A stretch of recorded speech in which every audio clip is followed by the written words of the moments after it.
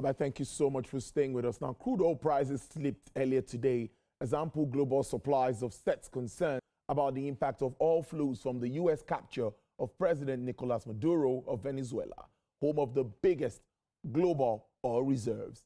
Brent crude futures went down 23 cents, about 0.4%, to $60.52 a barrel. That's about 940 GMT, while U.S. West Texas Intermediate crude 21 cents, to 0.4% lower at $57.11 per barrel.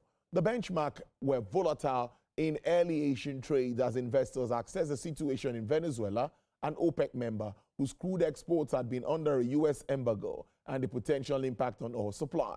U.S. President Donald Trump said Washington would take control of the country and that the embargo remains in place. After Maduro was detained in New York on Sunday, we've seen the global market with plentiful oil supplies.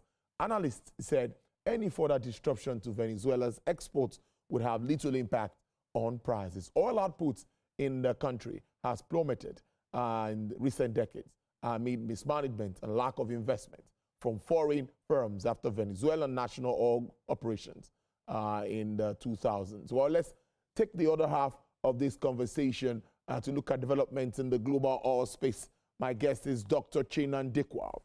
He's the Vice Chairman, African Energy Council. Good afternoon, Dr. Dikwal.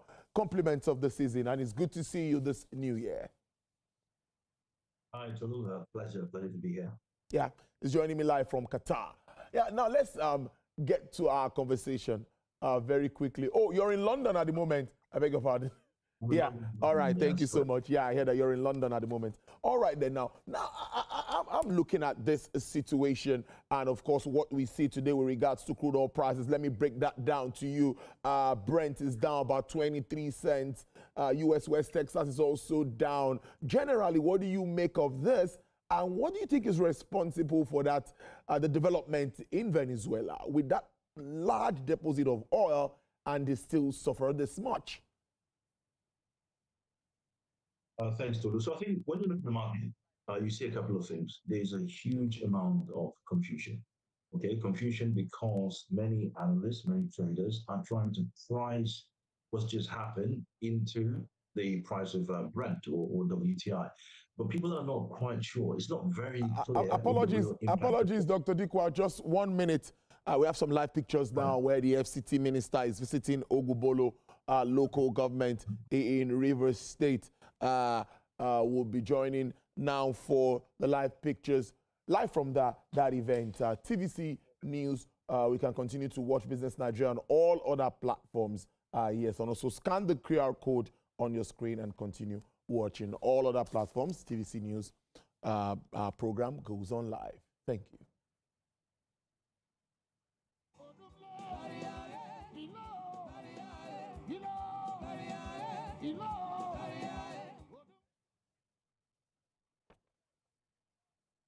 Thank you so much, Dr. Dikwal. Please go ahead.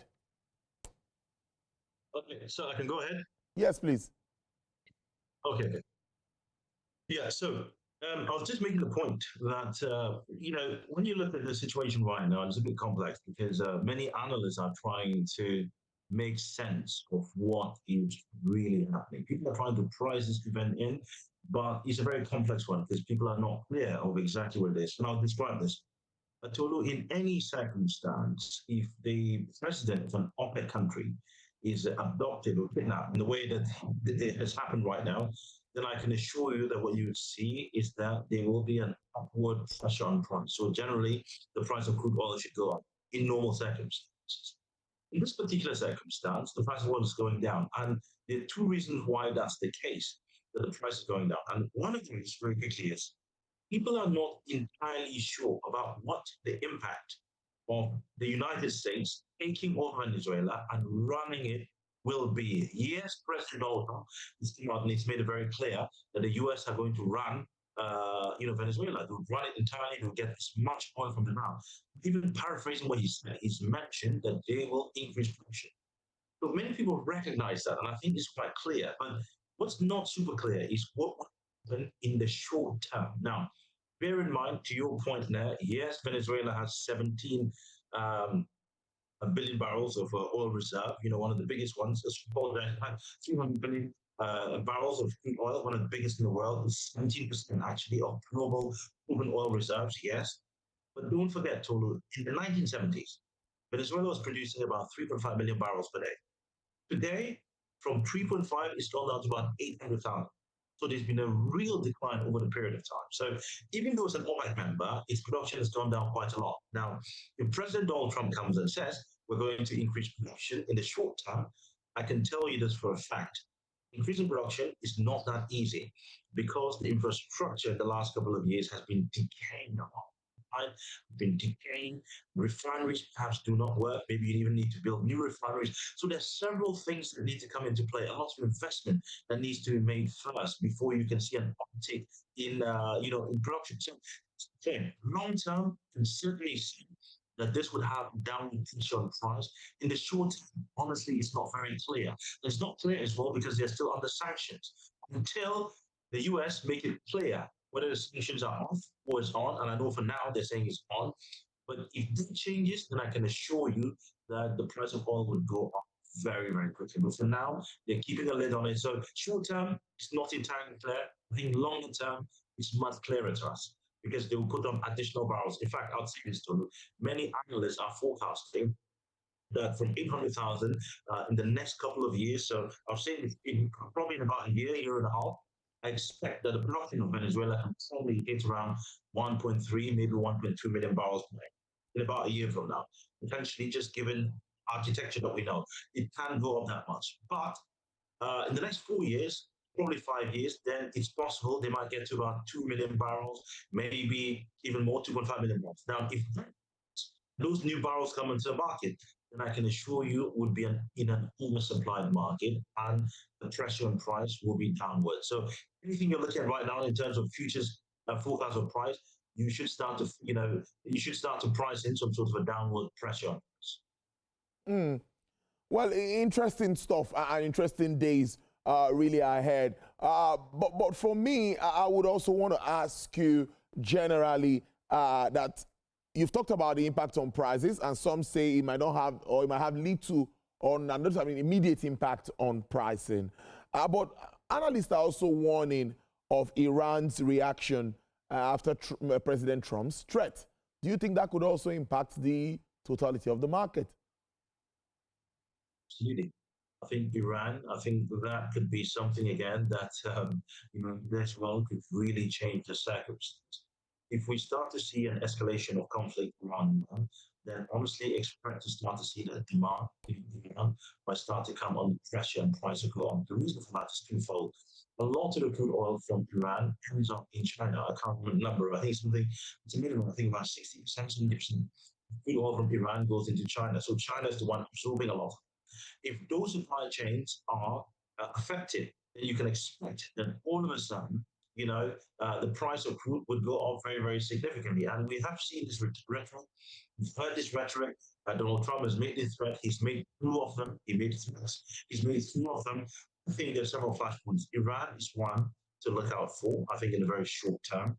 But I'll also say this, that Greenland is another one to look at, because if you listen to Donald Trump's he's also been ratcheting it up around Greenland, taking it over. Maybe that would not be a direct confrontation, as it were, but something again to pay very close attention to. I think these things, if they come onto the market, then I do think that you see an upward pressure on price. But say this, Tolu as well. Bear in mind, Donald Trump ran on an America First agenda. He ran on bringing prosperity back to the ordinary people in the United States of America. Inflation has not helped. Inflation has been ticking up, for a long time over the period of his time. Yes, it's starting to come up. But one of the key things for him, I think, is he wants to maintain the price of oil in a very low sort of point.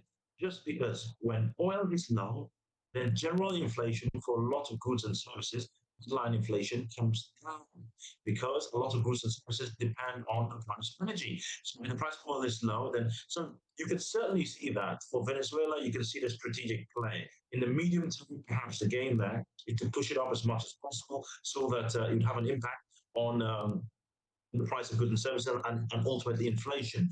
But I do think that if they go into Iran, it could have the opposite effect, where that disruption could lead to an increase in global oil price, leading global oil price ultimately would translate to an increase in inflation.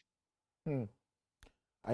I'm seeing that story as a home of the biggest oil reserves now becoming almost a shadow of itself, considering all of this challenges that we see. But moving forward, I would still like you generally to take us through that global oil market space. What do you think will be shaping prices, supply issues in 2026?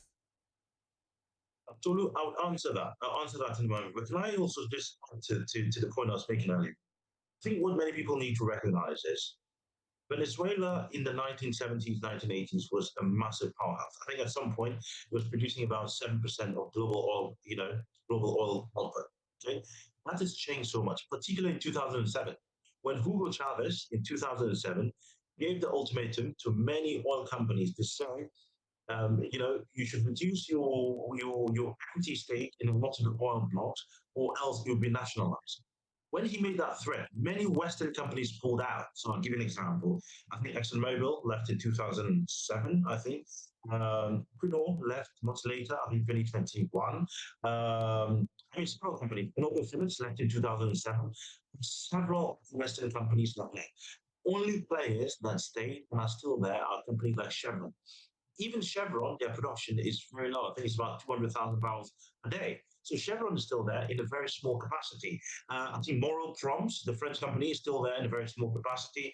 I think Repsol is still there, and Eni.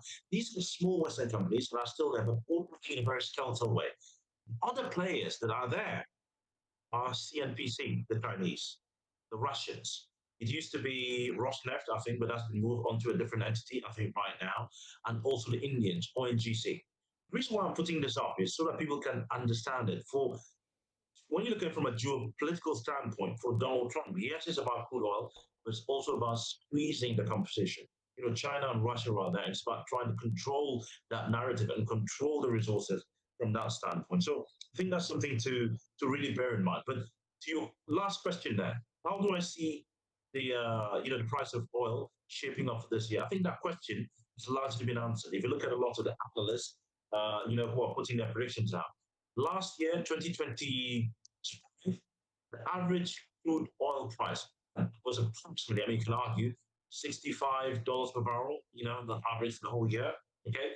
For this year, a lot of the forecasts are, sort of in the lower 50s, in the lower 50s, maybe 56, 57. So we want that to sink in. Last year, 65 roughly. This year, we're forecasting the price of Brent will go down. And the reason for that is several fronts, particularly actually Q1 and Q2. In Q1 and Q2, we expect to start to see a dip in the price of the oil price for several reasons. One, Tolu, in Q1 is generally the slowest month in the year anyways. The month where straight after the holidays, nobody's flying to go see family anymore. Everyone's focused on work and trying to recoup and all of that. People are not traveling 15 hours like you find in the UK, in the US and all of that to go and visit family. So it's generally a quiet month. Because of that, there's no huge demand on crude oil. So that's one. But number two, we are currently in an oversupply market. If no market already put it out that they have, in December and November of last year, OPEC said they'll maintain until April of 2026. So we're already in an oversupplied market. So because of the oversupply, any additional barrels that you put into the market, you make it worse for price. So I do think Q1 and Q2 will be a very challenged month, if you ask me, for the price of crude oil. I think as we go into Q3 and Q4, perhaps things could start to pick up. But if I was a betting man, I will not put the price of crude oil for this year, above sort of $60, $61 per barrel. I think that's sort of a fair point for the price of crude for this year. So it looks like, would you say our budget projection in Nigeria was conservative enough? Or what do you think of putting our projections at $64, around about that for our oil output for 2026, and also 1.8 million barrels per day? Correct. So I think that was too ambitious, if you ask me. Ambitious, and I think So you and I, through 2025, we spoke about this lot 90%. I'm hoping that Minister Wale Edun is listening and he fully understands the fact that, our budget forecast needs to match, it needs to be realistic so that we don't keep going to the market to borrow. And you saw that last year. I think around September, I can't remember, July actually, around July or something of that sort. By that point, we realized that we're going to run a deficit. We had to go to market to borrowing capital.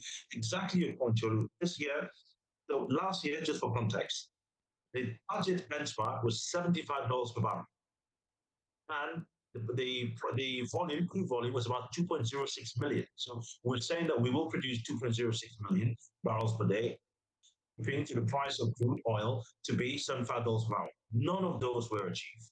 I've just said it here. The average price was about $65 per barrel. So $10 per barrel short. Not a small thing. We missed it by a massive margin. A massive margin. That's number one. Number two, even when you the volume that we had last year, you can argue, I haven't looked at that entirely.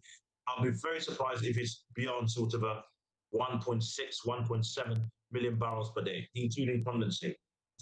Okay, so again, missing it by a massive margin. So when you put those two together, you can see why we had to go to market.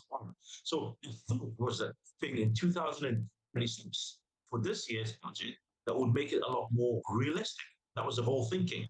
Make it a lot more realistic. And here we go. I think I know for a fact that the oil price for the budget was approximately $65 an hour. You said 64, I think something like that. But I know that it went to the Senate, and the Senate pushed back. The Senate pushed back and pushed back towards $60 per barrel. I know that for a fact. And also, I think this one a lot more realistic. The volume for this year, I think we pegged it around 1.84 million barrels per day. And I think that's a lot more realistic. If we ended at 1.6, just given my knowledge of a lot of the projects that are potentially going to come onto the market, I think there's a possibility that 1.8 could be realistic, or we could come close to it. But certainly, I think it would be a big mistake again if we were to miss that mark, miss the mark again in terms of forecasting standpoint and have to go to borrow. I think that would be very disappointing. Dr. Chinandi Kwalamos, thank you so much as always for joining the program. We really appreciate this, and I wish you a great 2026. Vice Chair, African Energy Council, thanks for your time. Thank you. Thanks.